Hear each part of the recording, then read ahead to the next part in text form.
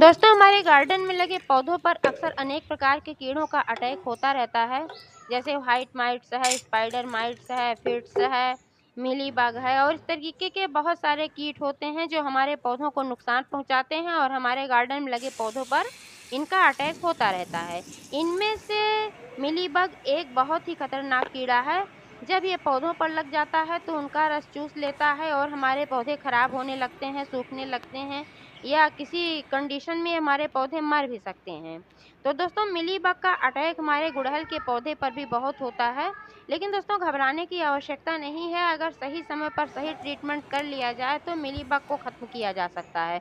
गुड़हल के पौधे से एकदम 1 मिनट में ही मिलीबग को हम हटा सकते हैं। तो दोस्तों, किस तरीके से गुड़हल के पौधे से हम मिलीबग को खत्म करें और किस तरीके से गुड़हल के पौधे की देखभाल करें कि ढेर सारी फ्लावरिंग पा सकें, सारी जानकारी मिलेगी इस वीडियो में। तो प्लीज़ वीडियो पर अंत तक बने रहें और अगर पसंद आए तो ज़्यादा से ज़्यादा शेयर करें, लाइक करें और चैनल को अभी तक सब्सक्राइब नहीं किया है तो प्लीज़ चैनल को भी सब्सक्राइब करके बेल आइकन को प्रेस कर दें ताकि सारे अपडेट्स आपको मिलते रहें।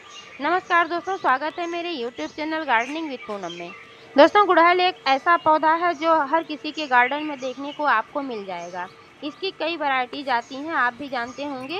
हाइब्रिड गुड़हल भी होता है और देसी गुड़हल भी होता है। जो आप देख पा रहे हैं मेरा देसी गुड़हल है और इसमें भी देख पा रहे हैं कि मिलीबग का अटैक हो चुका है। दोस्तों, सबसे पहले तो मैं आपको ये बता दूं कि मिलीबग का अटैक होता क्यों है।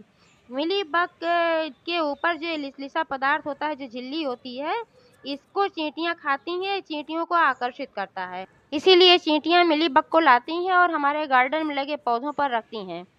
दोस्तों, पौधों से चींटियों को हटाने का एक सबसे अच्छा विकल्प है, यह है कपूर। 5 ग्राम कपूर आप 1 लीटर पानी में घोलकर अपने पौधों पर छिड़क देंगे तो चींटियां 1 मिनट में गायब हो जाएंगी, क्योंकि चींटियों को कपूर की स्मेल बिल्कुल भी पसंद नहीं है और ये कपूर से बहुत दूर भागती हैं।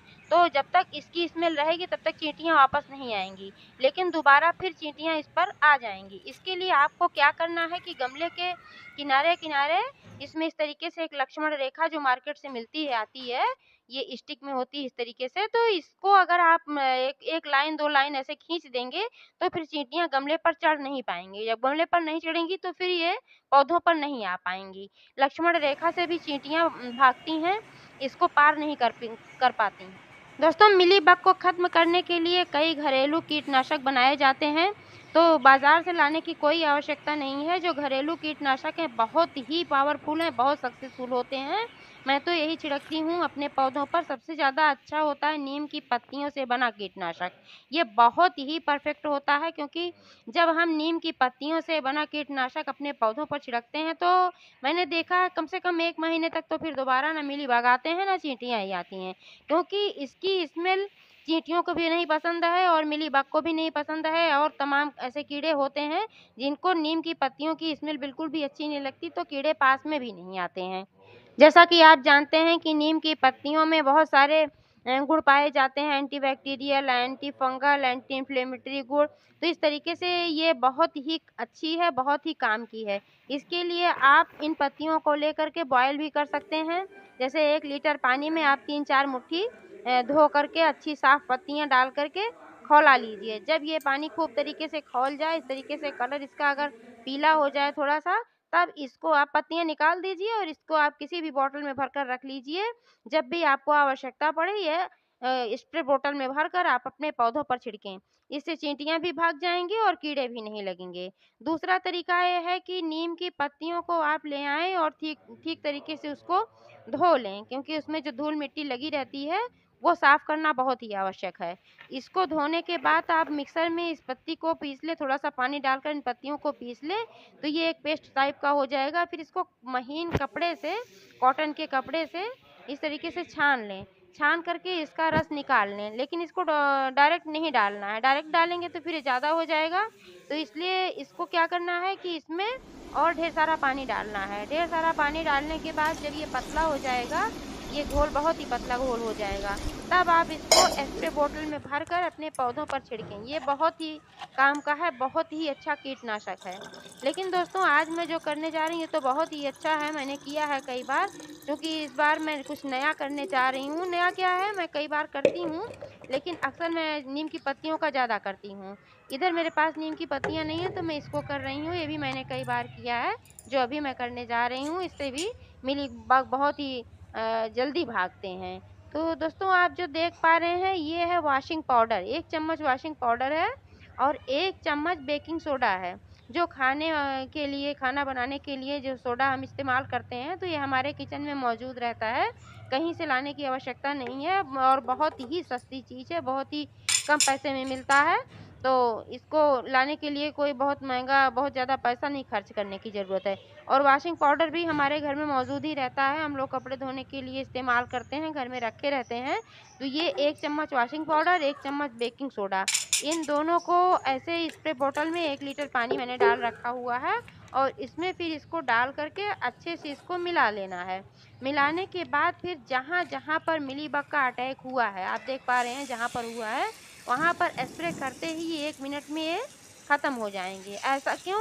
क्योंकि इसमें जो बेकिंग सोडा होता है इसमें और ये वॉशिंग पाउडर जो होता है इसमें ऐसे तत्व पाए जाते हैं जो इसके ऊपर ये झिल्ली टाइप का होता है, लिसलिसा पदार्थ होता है, झिल्ली टाइप का जो होता है, इस ये सर्फ़ के इसके वॉशिंग पाउडर के इस्तेमाल से डिस्ट्रॉय हो जाता है। तो यही इसका आवरण ही इसका जीवन रक्षक है।